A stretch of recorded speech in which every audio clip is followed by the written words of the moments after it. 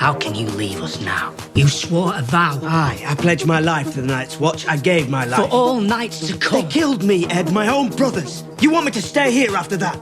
Sansa has finally ended her escape journey, arriving at the Watchman's Black Castle. The leader here, led by none other than her half-brother, Jon Snow. Ever since House Stark fell from power, Sansa and Jon had walked very different paths. In the past, Sansa had looked down on, once because Jon was an illegitimate child, but now, he was the only person she could truly rely on. She came to Castle Black hoping to join forces with Jon to take back their ancestral home, Winterfell, from House Bolton. But Jon, having just come back from the dead, was weary of endless bloodshed. He had already stepped down as Lord Commander of the Night's Watch, believing that by leaving his post, you can stay away from the game of power. However, to Ramsay Bolton, Jon remained a serious threat. In Ramsay's eyes, as long as Annie Stark was alive, his claim as Warden of the North would never be secure. And because Jon had defied convention by allowing the wildlings through the wall, many northern houses now saw him as a traitor. After seizing power, Ramsay gathers other families, preparing to join forces in the campaign against the Black Castle. What surprised Ramsay even more was, and the gifts brought by the Amber family brought him a gift that delighted him. Bran Stark, the youngest surviving Stark son. When Ramsay saw the flayed corpse of a direwolf, he was convinced the captive was truly Bran Stark. With such a valuable hostage, it's much easier to get rid of Jon Snow.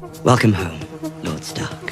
Ramsay then sent a letter to Castle Black, demanding that Jon hand over Sansa. If Jon refused, Ramsay threatened to bring his army, set fire to the entire Black Castle, and slaughter every last Night's Watch brother and wildling inside. But Jon would never give up his sister. He had no choice now but to prepare for war. The problem was, their forces were hopelessly outnumbered. Even with the combined strength of the Night's Watch and the wildlings, they barely had 2,000 men ready to fight. Nothing compared to Ramsay's army. So what would Jon Snow do next?